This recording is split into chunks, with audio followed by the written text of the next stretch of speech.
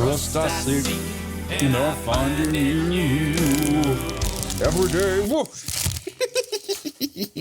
Sorry. What were we talking about? You guys are so, you lovely people, you're back so quickly. That was a quick snack for you. All right. Cheetos off me. All right. Okay. The day's good at least. Anyway, what were we talking about? Oh, yeah. All right. We were talking about there might be things that we care about besides pleasure and happiness. I'm spitting all over the place. I'm sorry. There might be things we care about besides pleasure and happiness. And that's what we saw in the last video. Because again, recall the first core tenet of classical utilitarianism. No, I got hair in my face. Jesus. How the hell are you guys keeping up with all this? I salute you. Okay. So recall that, again, classical utilitarianism's first core tenet was this idea that morality only focused on overall pleasure and absence of pain. And we've seen, how that follows from consequentialism, welfarism, and hedonism. All right. But again, and Rachel suggest there might be things that we care about besides pleasure and absence of pain, and friendship, love, artistic creativity, whatever. There could be lots of things on this list. In any case, now the reading from Robert Nozick, this is actually kind of a famous passage from his book, Anarchy, State, and Utopia, about the experience machine. Because what this is, he's going to suggest another problem, another challenge. And indeed, this is a pretty interesting challenge for hedonism. But this is also kind of cool. It's not just a challenge for only hedonism. It's a challenge for all mental state theories of happiness. Mental state theories. And so, okay, let me explain. What's a mental state theory? Yes. A mental state theory is one that says that happiness is about the quality of a person's mental states and experiences. So hedonism, yes, that hedonism is one type of mental state theory because it's just the mental state theory that's focusing on the experiences or the mental states of pleasure, of pain. Those are the ones that matter. But look, hey, maybe there are other mental states and experiences that we think are important that aren't just simply about pleasure and pain. So we might value other kinds of mental states and experiences that don't fit nicely into that pleasure-pain calculus that we get from, say, Bentham. Like, there's that experience of like accomplishment when you accomplish something very difficult. It might be hard to categorize the pleasure and pain there because it's such a weird mix and weird, I hope you know what I'm talking about here. Because like, for instance, when this course is done, I really do hope you have that feeling of accomplishment. But calling that like just a simple pleasure seems kind of weird, especially if there was a lot of struggle throughout, at times during getting through this course in one piece. And maybe other like experiences like of nostalgia when we think about the past, there's kind of this weird pleasure pain. It's just hard to see it as, on the scale of pleasure and pain. It seems kind of different. And in any case, there could be all sorts of kinds of experiences that aren't simply neatly categorized by the pleasure and pain that they produce. And we might still care about these things and think that those kinds of things contribute to your happiness, to your well-being. And so again, any mental state theory will have to specify what those are. Again, a hedonism just specifies as a pleasure in terms of pleasure and pain, but other mental state theories might focus on other aspects of our mind and our experiences therein that can contribute or hurt your overall happiness or well-being. But I hope you get the general idea that mental state theories just say that ultimately, at the end of the day, your happiness, your well-being, it's all going to be going on in your mind. Well-being and happiness is about your experiences as they happen to you in your mind. I hope that makes sense. And indeed, mental state theories might seem pretty persuasive. I mean, we got that idea, right, that what you don't know can't hurt you, right? After all, what else could constitute well-being or what else could constitute happiness other than just what you're experiencing, what you're feeling, what's going on in your mind? Having happiness seems to be about having a certain kind of mental state. And indeed, modern psychology has really pushed this idea that happiness is a state of mind and nothing more. That's a very modern psychological notion. Now, Robert Nozick wants to challenge all mental state theories of happiness, of well-being. And that, of course, as I said, that includes hedonism, because hedonism is reducing it all to pleasure and pain, but I'm just saying there could be other types. Nozick's little experience machine is going to challenge all mental state theories of happiness. Because again, he doesn't like the idea that all that matters from a moral perspective are mental states like pleasure or whatever, any kind of mental state. And so this is, again, Nozick's example of the experience machine, right? This is a machine that you can plug yourself into. You pre-program it to give you whatever experiences you want. You want to be famous, boom, you'll experience what it's like. And of course, we'll erase your memory so you won't remember typing all that in. So you'll just have the awesomest experiences that whatever it is that you want. You want to be famous, you're famous. You want to be smart, okay, you'll get that experience. You want to be in love, you'll experience that, whatever.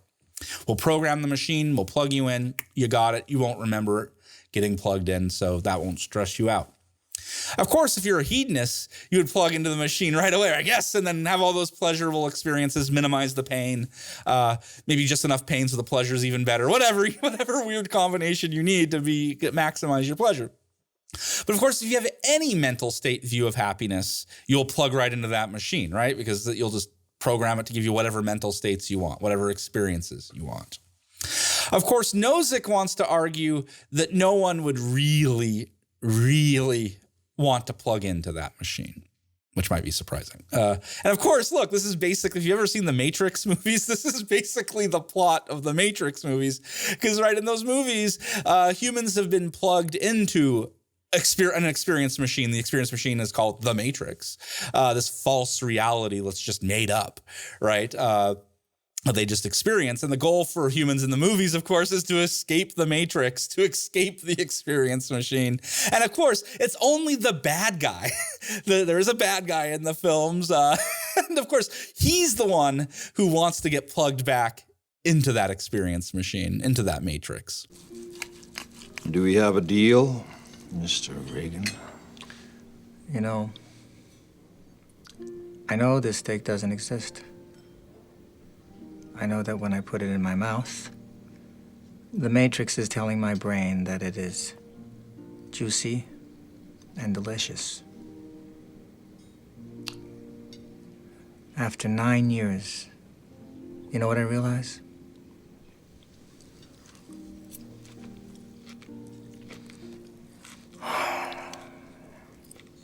Ignorance is bliss. Then we have a deal. I don't want to remember nothing. Nothing. You understand? And I want to be rich. You know, someone important. Like an actor. When I was your age, I loved that movie. Now I don't know.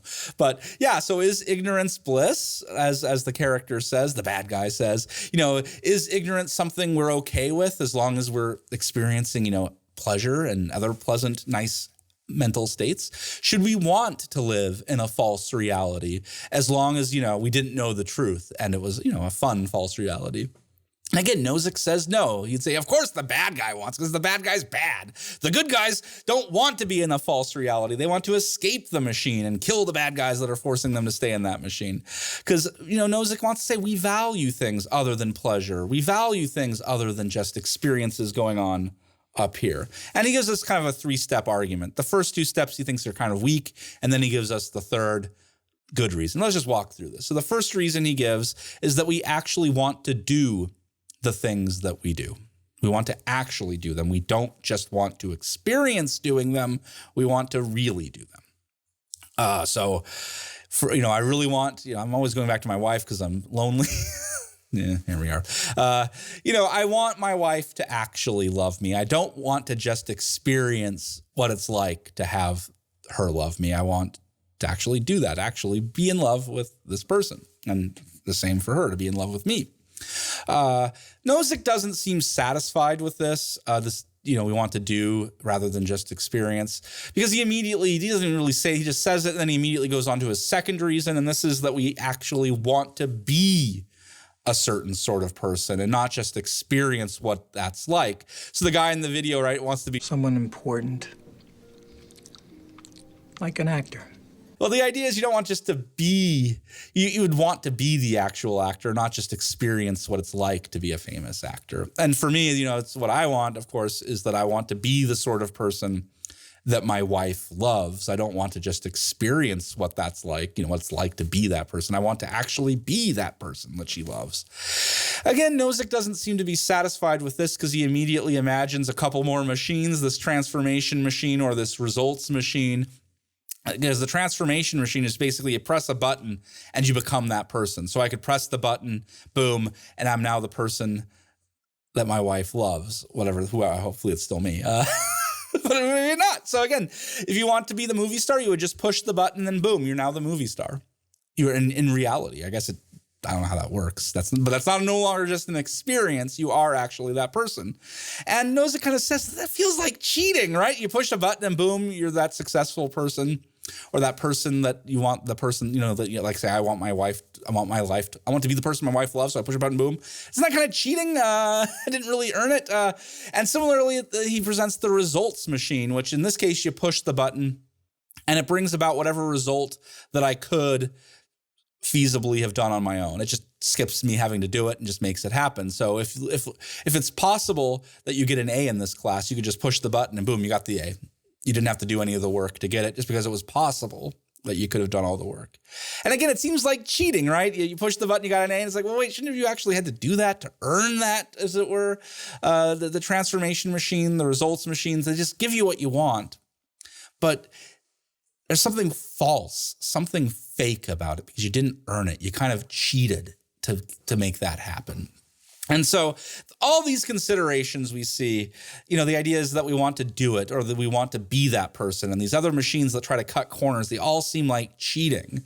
And I think what Nozick's third reason is, I think, the real reason he gives, which is funny to say, the real reason, because at bottom he says we desire, what we really want is to have actual interactions with reality by actually living our own lives and not cheating or just experiencing the life or just being that life, but we actually want there to be contact between our experiences, our doing, our becoming, our being, our results. We want that all somehow connected to reality. And even if we're not aware of it, when we step back, we're like, well, I really hope the things I'm doing really, really matter and aren't just an illusion or a trickery caused by one of these machines. Again, the experience machine, the transformation machine, the results machine.